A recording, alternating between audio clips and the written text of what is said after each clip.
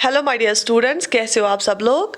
As you know, all of you know that in previous 2 lectures हमने क्या किया। पहले लेक्चर में हमने डिफरेंट पार्ट्स में इंपॉर्टेंट आर्टिकल्स कंप्लीट किए और सेकंड लेक्चर में हमने जो है different sources of Indian constitution को किया। ठीक है, मोस्ट इंपॉर्टेंट चीज़ें जितनी भी कॉन्स्टिट्यूशन में है, जितनी भी इंडियन पॉलिटी में है, वो हम इस सीरीज़ में करेंगे।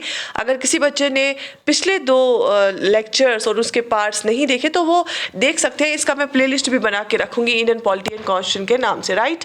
Okay, so in today's lecture we will do the most important points of preamble. हम प्रीएम्बल में जितनी भी इंपॉर्टेंट चीज़ें हैं एग्जाम पॉइंट ऑफ व्यू और समझने के लिए, वो हम आज करेंगे। इन शॉर्ट मैं आपको यहाँ पे ये बताऊंगी कि जब आप कहीं पे भी जाते हैं, आपको वहाँ पे अपना आई कार्ड दिखाना पड़ता है, आपको वहाँ पे अपना आइडेंटिटी कार्ड दिखाना पड़ता है। क्योंकि अगर वो हर एक से पूछने बैठेंगे बैकग्राउंड, नाम, पेरेंटेज, तो उनको बहुत ज़्यादा टाइम लगेगा। एब्रप्टली वो आपको कैसे जान सकते हैं, है ना। तो इन शॉर्ट वो आपसे आइडेंटिटी कार्ड लेती है, उससे उनको आपकी एज पता चलता है, नेम पता चलता है, एज पता चलती है, पेरेंटेज पता चलती है, रेजिडेंस पता चलती है, ऑक्यूपेशन पता चलती है। तो जो मेन चीज़ें हैं ना आपकी, वो उनको आपके आइडेंटिटी कार्ड से पता चलते हैं और दे कैच दैट ये पर्सन ऐसा है। ठीक है, same is the case with our constitution. हमारा कॉन्स्टिट्यूशन बहुत लेंथी है, रिटन है और बल्कि है। तो अगर कोई बंदा बोलेगा कि मुझे इंडियन कॉन्स्टिट्यूशन को समझना, देखना है कि इंडिया कैसी कंट्री है, तो अगर वो इंडियन कॉन्स्टिट्यूशन पढ़ने बैठेगा तो उसको बहुत ही ज़्यादा टाइम लगेगा। तो वो क्या करता है, अगर वो प्रीएम्बल पढ़ेगा, प्रीएम्बल हमारे कॉन्स्टिट्यूशन का आइडेंटिटी कार्ड है, आई कार्ड है। ठीक है, प्रीएम्बल हमारे कॉन्स्टिट्यूशन का आइडेंटिटी कार्ड है। इसका मतलब ये है, अगर कोई भी बंदा हमारा प्रीएम्बल, हमारे कॉन्स्टिट्यूशन का प्रीएम्बल पढ़ेगा, उसको पूरा समझ आ जाएगा कि जो इंडिया की कंट्री है वो कैसी है, यहाँ की पॉलिटी कैसी है, यहाँ की गवर्नमेंट कैसी है, यहाँ की जो कॉन्स्टिट्यूशन है लोगों के लिए क्या करना चाहते हैं और ये किस तरह की कंट्री है, उसको पूरा समझ आ जाएगा। उसको कॉन्स्टिट्यूशन पढ़ने की ज़रूरत ही नहीं है, उसको प्रीएम्बल पढ़ने से ही सारा समझ आ जाएगा कि ये जो आइडियोलॉजी ऑफ इंडिया जो एज अ कंट्री है, एज अ नेशन है, वो किस तरह का है। तो प्रीएम्बल क्या है, प्रीएम्बल आइडेंटिटी कार्ड है हमारे कॉन्स्टिट्यूशन का।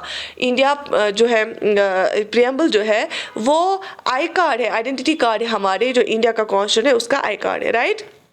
तो अब कुछ चीज़ें हैं जो बहुत ही ज़्यादा इंपॉर्टेंट है, आपको पता होनी चाहिए। वो चीज़ें क्या क्या है, देखो। जो प्रीएम्बल है ना, it refers to introduction of preface to the constitution. It is kind of summary और एसेंस ऑफ कॉन्स्टिट्यूशन। हमारे कॉन्स्टिट्यूशन की छोटी समरी है हमारा जो ये है ना प्रीएम्बल, वो समरी है हमारे कॉन्स्टिट्यूशन की।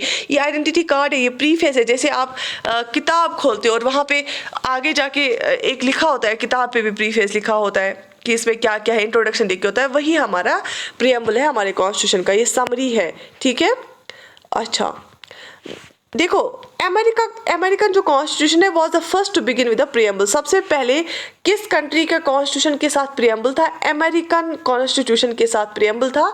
और इंडिया ने भी ये कॉन्सेप्ट वहीं से देखा और सबसे पुराना जो अमेरिकन का कॉन्स्टिट्यूशन है वहाँ पे प्रीएम्बल पाया गया सबसे पहले। ठीक है, यहाँ पे ये पॉइंट आप याद रखना। एन एल पालखीवाला ने क्या बोला, he termed preamble as the identity card of constitution. ये किसने बोला कि प्रीएम्बल कॉन्स्टिट्यूशन का आइडेंटिटी कार्ड है, ये एन ए पालखीवाला ने बोला। ठीक है, ये जो मैं पॉइंट्स आपको बता रही हूँ ना, कभी नहीं भूलना और बहुत ही इंपॉर्टेंट। इससे बाहर कुछ आएगा नहीं और एग्जाम में अगर कुछ भी आ सकता तो इन्हीं पॉइंट्स में आ सकता है। The preamble is somewhat based on objectives resolution. देखो, ये जो आप बोलोगे मैम जो ये प्रीएम्बल बना है ना, तो ये किसने कैसे बना और किस बेसिस पे बना। बेसिकली जब कॉन्स्टिट्यूएंट असेंबली बनी थी, वहाँ पे जवाहरलाल नेहरू ने वहाँ पे एक रेजोल्यूशन पास किया था जिसका नाम है ऑब्जेक्टिव्स रेजोल्यूशन। उसमें कुछ पॉइंट्स रखे थे जवाहरलाल नेहरू ने। उसने कॉन्स्टिट्यूएंट असेंबली में जवाहरलाल नेहरू ने ऑब्जेक्टिव्स रेजोल्यूशन पास किया था, एक रेजोल्यूशन पास किया था जिसका नाम था ऑब्जेक्टिव्स रेजोल्यूशन। और उसमें उसने कुछ पॉइंट्स रखे थे, बाकी प्रिंसली स्टेट्स को और माइनॉरिटी स्टेट्स को बोला था आप जुड़ जाओ हमारे साथ, यूनियन के साथ, क्योंकि हम आपको यहाँ पे आपको ये फायदे मिलेंगे। ठीक है, तो वो ऑब्जेक्टिव रेजोल्यूशन है ना, उसी बेसिस पे हमारा प्रीएम्बल है। ठीक है, और वो ऑब्जेक्टिव रेजोल्यूशन जो है वो जवाहरलाल नेहरू ने मूव किया था कॉन्स्टिट्यूएंट असेंबली में। ठीक है, तो हमारा प्रीएम्बल भी उसी के बेसिस पे है। प्रियम्बल को अमेंड किया गया अभी तक सिर्फ एक बार, ओनली वंस सो फार, ठीक है। Preamble has been amended only once so far, अभी तक जो प्रियम्बल है वो सिर्फ एक बार अमेंड किया गया। मतलब अमेंड करना मतलब चेंज करना। हमारे कॉन्स्टिट्यूशन को जब हम चेंज करते हैं, कोई भी ज़रूरत पड़ती है हमें चेंज करने की, मॉडिफाई करने की, उसको हम बोलते हैं अमेंडमेंट, ठीक है। तो अभी तक हमारा जो प्रियम्बल है उसको सिर्फ एक बार चेंज किया गया, उसकी अमेंडमेंट सिर्फ एक बार हुई है अभी तक। अच्छा, वो कौन सा वाला अमेंडमेंट था जब उसको चेंज किया गया? 42nd कॉन्स्टिट्यूशनल अमेंडमेंट एक्ट 1976 वाला, याद रख लेना। प्रियम्बल को सिर्फ अभी तक एक ही बार अमेंड किया गया, वो कब? By 42nd constitutional amendment act of 1976। बार बार मैं आपको बोलती हूँ, जो 42nd कॉन्स्टिट्यूशनल अमेंडमेंट एक्ट है इसको हम मिनी कॉन्स्टिट्यूशन भी बोलते हैं। तो 42nd constitutional amendment act of 1976 जो है, इससे अमेंड किया गया है प्रियम्बल को। और जब अमेंड किया गया, इसमें क्या चेंज लाई गई उस टाइम पे? उसमें ये चेंज लाई गई, प्रियम्बल में 3 वर्ड्स को ऐड किया गया। प्रियम्बल के टेक्स्ट में 3 वर्ड्स को ऐड किया गया इस कॉन्स्टिट्यूएंट अमेंडमेंट इस अमेंडमेंट एक्ट से। किससे? 42nd कॉन्स्टिट्यूएंट अमेंडमेंट एक्ट जो है उसने 3 वर्ड्स ऐड किए। किसमें? प्रियम्बल के टेक्स्ट में। वो 3 वर्ड्स क्या क्या है? सोशलिस्टिक वर्ड ऐड किया, सेक्युलर वर्ड ऐड किया और इंटीग्रिटी वर्ड ऐड किया। अगर आप लोगों ने प्रियम्बल इंडिया कॉन्स्टिट्यूशन के प्रियम्बल को पढ़ा होगा, याद किया होगा, आपको पता होगा कि सोशलिस्टिक, सेक्युलर और इंटीग्रिटी तीनों वर्ड्स पाए जाते हैं इंडिया के प्रियम्बल में। और ये 3 वर्ड्स ऐड किए गए bye 42nd constitutional amendment of 1976, ठीक है। ओके,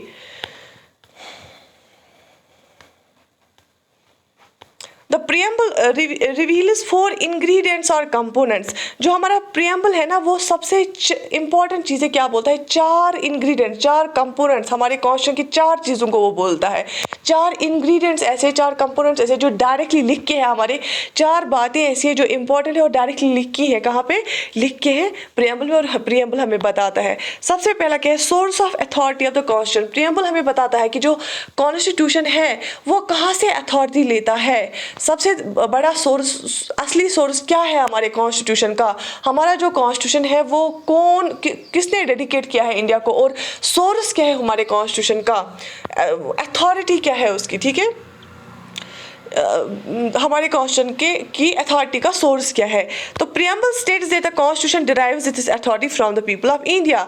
तो हमें प्रियम्बल बताता है कि जो कॉन्स्टिट्यूशन ऑफ इंडिया है वो अपनी अथॉरिटी कहाँ से डिराइव करता है? From people of India. इससे हमें ये पता चलता है कि हिंदुस्तान में, इंडिया में सबसे पावरफुल कौन है? सबसे पावरफुल लोग हैं, क्योंकि इंडिया एक बड़ी डेमोक्रेटिक कंट्री, एक बड़ी डेमोक्रेसी है, और डेमोक्रेटिक कंट्री में सबसे पावरफुल कौन होता है? लोग होते हैं। तो प्रियम्बल हमें बताता है कि जो कॉन्स्टिट्यूशन ऑफ इंडिया है वो अपनी अथॉरिटी कहाँ से डिराइव करता है, वो अपना पावर कहाँ से डिराइव करता है? लोगों से, from the people of India, as I have highlighted it here, so remember it. Second चीज जो हमें preamble, second ingredient, second component जो हमें प्रियम्बल बताता है वो है नेचर ऑफ इंडियन स्टेट। जो इंडिया की एक कंट्री है ना, उसको हम स्टेट बोलते हैं। ओवरऑल जो इंडिया की मतलब गवर्नमेंट है, ये किस तरह की है, इसका नेचर कैसा है? क्योंकि आपने देखा होगा, मैंने आपको डिफरेंट फॉर्म्स ऑफ गवर्नमेंट पढ़ाई KU जूनियर असिस्टेंट में, जो अभी हम यूट्यूब पे अवेलेबल है, मैंने आपको उसमें दिखा कि कितनी डिफरेंट फॉर्म्स ऑफ गवर्नमेंट होती हैं। देखो, it declares India as a sovereign, socialistic, secular, democratic, republican polity. तो हमें ये दूसरा चीज़ क्या बताता है प्रियम्बल, कि इंडिया का जो स्टेट है, इंडिया की जो गवर्नमेंट है, इंडिया एज अ कंट्री है, वो किस तरह की पॉलिटी है वहाँ पे। तो ये हमें बताता है कि इंडिया एक सॉवरियन है, ठीक है। सॉवरियन का मतलब है कि इंडिया एक ऐसी कंट्री है जिसको कोई दूसरी कंट्री कोई ऑर्डर नहीं कर सकती, मतलब उसको एक्सटर्नली कोई फोर्स नहीं कर सकता ये करो वो करो।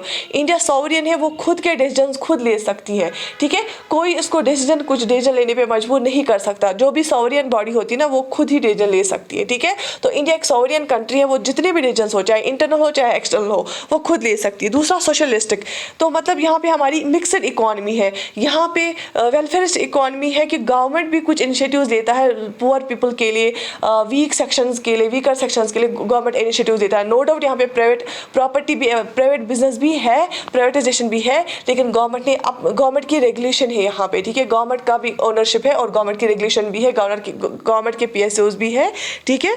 तो दूसरा सेक्युलर, यहाँ पे जितने भी सिटीजन्स हैं इंडिया में, वो उनको अलाउ किया जाता है अपना अपना रिलीजन प्रोफेस करने का, प्रैक्टिस करने का। यहाँ पे किसी रिलीजन पे बैन नहीं है, यहाँ पे मुस्लिम्स भी है, हिंदूज भी है, सिख्स भी है, ईसाई भी है, बुद्धिस्ट भी है, ठीक है। तो यहाँ पे सेक्युलर है, और जो इंडियन गवर्नमेंट है वो किसी एक मजहब को तरजीह नहीं देती है। जो गवर्नमेंट ऑफ ऑफ इंडिया की जो हिस्ट्री रही है, यहाँ पे इक्वली रेस्पेक्ट दिया जाता है हर एक रिलीजन को। उसका मतलब वो ये किसका मतलब है, सेक्युलर वर्ड का, ठीक है। उसके बाद डेमोक्रेटिक है, यहाँ पे डेमोक्रेसी है, लोग ही इलेक्शन में पार्टिसिपेट करते हैं, लोग ही उठते हैं, इलेक्शन कंटेस्ट करते हैं और लोगों के लिए ही काम किया जाता है, इसका मतलब होता है डेमोक्रेटिक। अच्छा, रिपब्लिकन का मतलब होता है कि यहाँ पे इंडिया एक रिपब्लिक है, मतलब यहाँ पे कोई किंग क्वीन नहीं है, यहाँ पे इंडिया के प्रेसिडेंट को इलेक्ट किया जाता है, लोगों से इलेक्ट किया जाता है, कोई भी बन सकता है। जैसे अभी करंटली हमारी एक ट्राइबल वुमेन है, वो हमारी प्रेसिडेंट ऑफ इंडिया है। So it shows that India is a truly a republic country, ठीक है। तो ये हमें बताता है दूसरा इंग्रेडिएंट कि इंडियन स्टेट का नेचर क्या है, मतलब इंडिया एक सोवरियन, सोशलिस्टिक, सेक्युलर, डेमोक्रेटिक और रिपब्लिकन पॉलिटी है। और इसका मतलब ये है कि मैंने आपको हर एक वर्ड का मतलब समझाया है, ठीक है। ओके, तीसरा चीज़ हमें क्या बताता है प्रियम्बल, तीसरी चीज़ हमें बताता है objectives of the constitution. Constitution के ऑब्जेक्टिव्स क्या है, to provide justice, liberty, equality, fraternity to the citizens of India. Objectives of Indian constitution का ऑब्जेक्टिव ये है कि अपने सिटीजन्स को जस्टिस प्रोवाइड करना, इंसाफ दिलाना, लिबर्टी देना, उनको इक्वलिटी देना, आज़ादी देना, यकसानियत प्रोवाइड करना, फ्रेटर्निटी रखना आपस में, ठीक है। तो दैट मीन्स हमारा ऑब्जेक्टिव हमारे कॉन्स्टिट्यूशन क्यों लिखा गया है, सो दैट कि कोई लड़ाई झगड़ा ना हो, अगर किसी के साथ भेदभाव हो रहा है उसको इंसाफ मिले, आज़ादी से रहे, अच्छे से डेवलप हो हमारे सिटीजन्स, बराबरी रहे, इक्वलिटी हो, भाईचारा हो आपस में, ठीक है, कोई लड़ाई झगड़ा ना रहे, पीसफुल एनवायरनमेंट रहे। ये ऑब्जेक्टिव है हमारे कॉन्स्टिट्यूशन का। ये हो गई 3 इंग्रेडिएंट्स, एक तो हमने देखा ये सोर्स ऑफ अथॉरिटी, दूसरा देखा हमने नेचर ऑफ इंडियन स्टेट, तीसरा देखा हमने ऑब्जेक्टिव्स ऑफ कॉन्स्टिट्यूशन। चौथा चीज़ क्या है यहाँ पे, चौथी चीज़ यहाँ पे है date of adoption of constitution. Fourth ingredient या फोर्थ कंपोनेंट जो देखे ना, वो ये बता के कि कॉन्स्टिट्यूशन ऑफ इंडिया को कब एडॉप्ट किया गया, एडॉप्शन ना ही फोर्स में कब है, एडॉप्ट कब किया गया। तो वो डेट देखिए, वो क्या है 26 नवंबर 1949। वो डेट क्या है 26 नवंबर 1949। Date of adoption of the constitution क्या है 26 नवंबर 1949, ठीक है।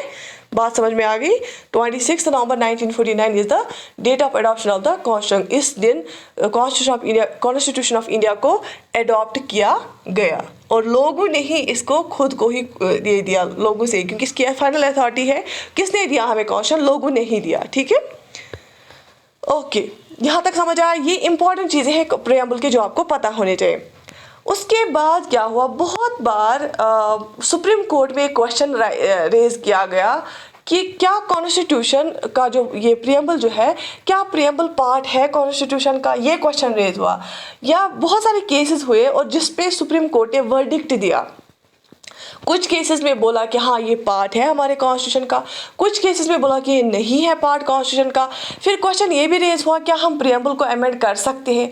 कुछ केसेस में सुप्रीम कोर्ट ने बोला नहीं कर सकते हैं और कुछ केसेस में सुप्रीम कोर्ट ने बोला हाँ कर सकते हैं। अब अभी वाला क्या स्टेटस है, प्रेजेंटली करंटली क्या है और किसने किस केस में क्या बोला गया, ये भी हम देखेंगे। सबसे पहले आपको याद रखना है, डेट भी याद रख लेना, बिरुबिरी यूनियन केस कब हुआ था, 1960 में हुआ था। बिरुबिरी यूनियन केस सुप्रीम कोर्ट का केस हुआ था, ये 1960 में हुआ था, याद रख लेना। Supreme court said that preamble is not part of constitution. Supreme court ने बोला बिरुबिरी यूनियन केस के टाइम 1960s में कि प्रियम्बल जो है वो पार्ट ऑफ कॉन्स्टिट्यूशन नहीं है, ठीक है। बिरुबिरी यूनियन केस, बिरुबिरी यूनियन केस में क्या बोला गया, बिरुबरी से बुराई से दिखता है ना, बुराई मतलब नेगेटिव, मतलब इसे नेगेटिव बोला, ठीक है। बिरुबरी से बुराई दिखता है, तो आप याद रखना बिरुबरी केस में नेगेटिव बात की गई। तो बिरुबिरी यूनियन केस जो हुआ 1960 वाला, उसमें सुप्रीम कोर्ट ने बोला कि प्रियम्बल पार्ट नहीं है कॉन्स्टिट्यूशन का, ठीक है। उसके बाद आया 1973 में सबसे एक बहुत ही इंपॉर्टेंट केस सुप्रीम कोर्ट का, that is Kesavananda Bharati case. याद रख लेना, बहुत ही ज़्यादा इंपॉर्टेंट है। 1973 में आया केशवानंद भारती केस। केशवानंद भारती केस में बोला गया, सुप्रीम कोर्ट ने क्या बोला, supreme court rejected earlier opinion. Supreme court ने अपनी जो अर्लियर बिरुबिरी यूनियन केस में उसने ओपिनियन दी थी प्रियम्बल के रिलेटेड, उसको रिजेक्ट किया, ठीक है। केशवानंद भारती केस में के टाइम जब सुप्रीम कोर्ट ने बोला तो उसने रिजेक्ट किया earlier opinion and held that preamble is part of constitution. और उसने बोला केशवानंद भारती केस में कि प्रियम्बल क्या है, पार्ट ऑफ कॉन्स्टिट्यूशन है, ठीक है। बिरुबिरी यूनियन केस 1960 में बोला था ये पार्ट नहीं है, लेकिन केशवानंद भारती केस जो कि 1973 में हुआ था उसमें बोला कि ये पार्ट है कॉन्स्टिट्यूशन का। अच्छा, preamble is neither a source of power to legislature nor a prohibition upon the powers of legislature. Provision in the preamble are non-enforceable in the court of law, that is just non-justiciable. देखो, ना ही, और ये भी बोला court ने कि ना ही ये कोई पावर देता है लेजिस्लेचर को, ना ही ये प्रोहिबिट कर सकता है लेजिस्लेचर को। पार्लियामेंट क्या काम करेगा उसको एज पर कॉन्स्टिट्यूशन करना है। प्रियम्बल ना ही रोक सकता है उसको, ना ही उसके पावर को कम कर सकता है, और ना ही कोई पावर दे सकता है किसको, पार्लियामेंट को, लेजिस्लेचर को। लेकिन ये बोला उसने कि जो प्रोविजंस है ना प्रियम्बल में, वो non enforceable in court of law है, वो नॉन जस्टिसेबल है। मतलब कि जो भी प्रियम्बल में लिखा है अगर वो सारा नहीं कर पाता है इंडिया, तो आप कोर्ट नहीं जा सकते। एनफोर्सेबल की बात होती है, वो चीज़ एनफोर्सेबल होती है इन द कोर्ट ऑफ लॉ जिस चीज़ के लिए आप कोर्ट जा सकते हो डायरेक्टली। जैसे हमारे फंडामेंटल राइट्स जो है वो enforceable in the court of law है। क्यों? अगर कोई भी हमारा फंडामेंटल राइट गवर्नमेंट नहीं देती है या कोई भी फंडामेंटल राइट हमसे छीना जाता है, we can directly move to the supreme court. तो that is why fundamental rights are enforceable in the court of law. लेकिन जो प्रियम्बल है, it is not enforceable in the court of law, क्योंकि preamble में जो जितनी भी चीज़ें लिखी गई है, ज़रूरी नहीं कि इंडियन गवर्नमेंट प्रोवाइड कर सकती है। लेकिन हाँ, ये एक आइडिया है कि इंडिया जितना भी एडवांस करेगा, इंडिया जितना भी स्टेबल हो जाएगा, इंडिया जितना भी डेवलपमेंट की तरफ जाएगा, वो ये चीज़ें धीरे धीरे करता जाएगा। ठीक है, क्योंकि कॉन्स्टिट्यूशन में बहुत सारी ऐसी चीज़ें लिखी गई है जो आज़ादी के टाइम इंडिया के पास उतने रिसोर्सेज नहीं थे कि इसको कंपलसरी बना दिया गया जाए, तो इसलिए उसको सारी चीज़ों को कंपलसरी नहीं बनाया गया। तो विद टाइम बोला गया कि जितने रिसोर्सेज होंगे गवर्नमेंट के पास, उतना वो चीज़ें करता जाएगा। लेकिन हाँ, कुछ जो बेसिक चीज़ें थी जैसे फंडामेंटल राइट्स थे, दे में उसको बनाया गया एनफोर्सेबल। क्यों? वो बहुत ज़रूरी है, क्योंकि सिटीजन्स के साथ कोई डिस्क्रिमिनेशन नहीं होना चाहिए, वो इक्वलिटी होनी चाहिए। वो कुछ इंपॉर्टेंट फंडामेंटल राइट्स है जो कि एनफोर्सेबल है इन द कोर्ट ऑफ लॉ। तो यहाँ तक समझ आया? यहाँ तक समझ आया?